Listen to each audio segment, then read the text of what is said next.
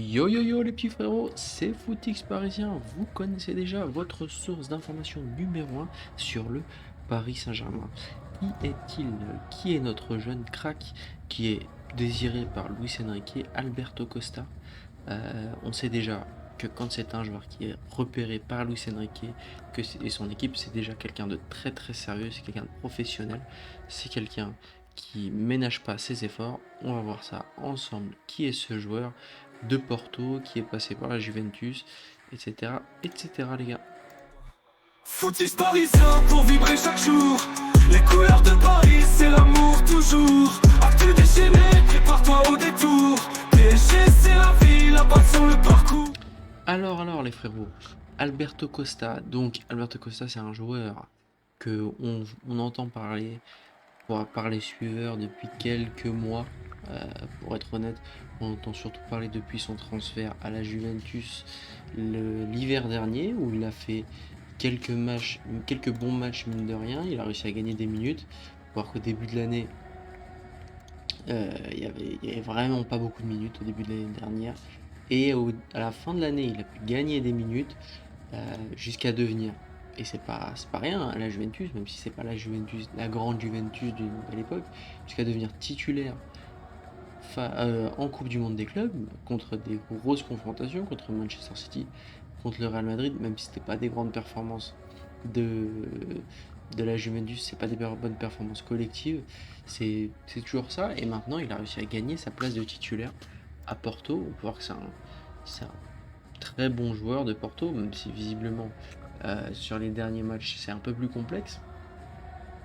Mais voilà, moi, je vous le dis honnêtement, je suis beaucoup les notes moi sur FotMob. Et 7,30 pour un défenseur qui marque pas de but, bon il fait des passes c'est peut-être ça aussi qui a intéressé Luis Enrique. Un profil un peu comme Hakimi, qu'on va voir ensuite ensemble.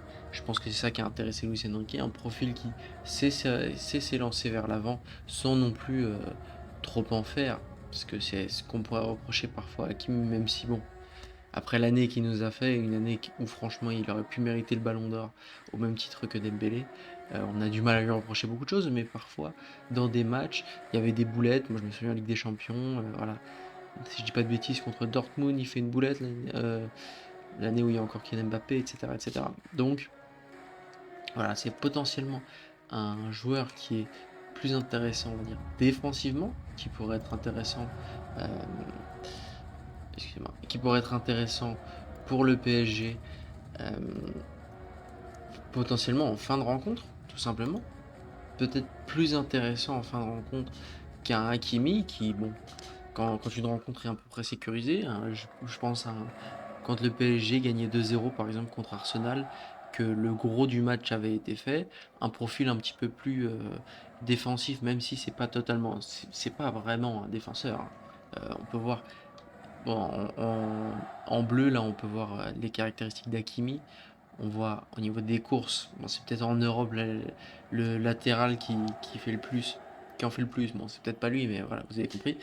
Et Frimpong, tout ça, mais voilà. Donc on peut voir que c'est quand même un arrière droit qui se projette vers l'avant, mais surtout aussi un gros point fort qu'il a, et c'est un point faible du Paris Saint-Germain, c'est euh, au niveau des duels aériens. On sait que le PSG a eu des gros problèmes sur tout ce qui était coup de pied arrêté. Il y a eu énormément de problèmes. Bon, c'était dû aussi à Donnarumma, même si honnêtement Chevalier ou Safonov, c'est pas forcément beaucoup plus rassurant, mais c'est dû aussi au fait que nos trois milieux, bon, à part Fabien Ruiz, est petit. Si quand il y a Zaïre Emery, il est petit. Euh, voilà, ça manque un petit peu de densité. Et là, un joueur, si je dis pas de bêtises, il fait 1m86. Ça serait, alors 1m86, ça serait vraiment top pour le PSG pour rajouter un petit peu de densité au niveau des duels aériens, au niveau des coups de pied arrêtés. Voilà, donc on va regarder quelques images de highlights qui ont été faits. On peut voir que c'est un joueur, là c'est lui défensivement, c'est juste lui. On peut voir que c'est un joueur qui est à l'aise défensivement. Bon là c'est bien, mais il n'y a rien d'incroyable, on va pas se mentir. Euh, et on peut voir aussi et surtout que c'est un joueur qui est très technique, et je pense que c'est ça qui a intéressé Luis Enrique, c'est son profil vachement technique. Regardez, là bon, c'est sur des highlights, tout le monde est Ronaldinho, mais on peut y voir du Hakimi dans certains gestes. Des bonnes passes, après des bonnes. Là, je pense que je sais pas si c'est en première, en première ligue, enfin en Liga portugaise, je pense, mais qui sont dans des tout petits stades. Ça me rappelle la vidéo de Kurzawa qui était dans son petit club au Portugal, où il y a un supporter qui est venu le voir et c'est un stade comme ça. C'est un stade tout petit. Donc on peut voir que c'est un joueur qui se projette beaucoup vers l'avant. Voilà, il marque. Un joueur qui se projette beaucoup vers l'avant, qui peut être intéressant, qui peut être une doublure d'Hakimi, et pourquoi pas, à long terme, on va voir que c'est un Golgoth. Hein, et qui fait 1m86, aussi rapide que ça, aussi technique, c'est quelque chose. Moi, c'est un profil qui pourrait m'intéresser. Cependant, malheureusement, Porto ne voudrait pas vendre son joueur. Euh, c'est un peu dommage, je pense, pour lui. Ça pourrait être une belle opportunité. Mais vu son profil, vu comment ça fonctionne, s'il continue à gratter des minutes au FC Porto, ça pourrait être aussi vendu encore plus cher plus tard. Pourquoi pas, je pense que le plan, finalement, ça serait de le garder toute la saison. Ils sont premiers de Liga du Portugal. Donc ça pourrait être intéressant pour lui de faire une grosse saison à Porto. On sait que le PSG a déjà recruté des joueurs à Porto. Euh, je pense à Vitinha qui avait fait un tour à Porto, etc. Donc voilà, les connexions sont faites, ça pourrait être intéressant. Cependant, il y a une clause libératoire de 60 millions d'euros. Je pense que avec une saison où on a un Hakimi qui s'est blessé, on ne sait pas si ça va tenir toute la saison, on l'espère, parce que c'est un joueur tellement exceptionnel qu'on l'espère. Ça pourrait être intéressant, je pense.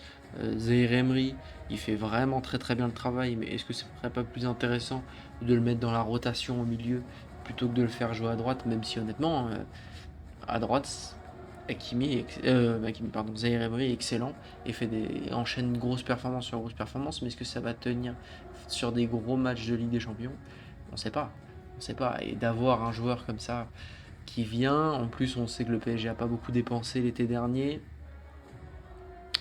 Moi je pense que ça pourrait être intéressant de faire sauter la clause libératoire ou d'essayer de draguer le joueur s'il veut venir. Cependant, d'après le média Abola, le média portugais, euh, le joueur ne semble pas avoir envie, 65 millions pardon, le joueur ne semble pas avoir envie de quitter Porto cet hiver, mais bon je pense que quand on a une offre du champion d'Europe maintenant, du Paris Saint-Germain, c'est une offre qui peut pas se rater. Enfin, là, je pense que c'est très bien. Il joue la première ligue portugaise, c'est super pour lui.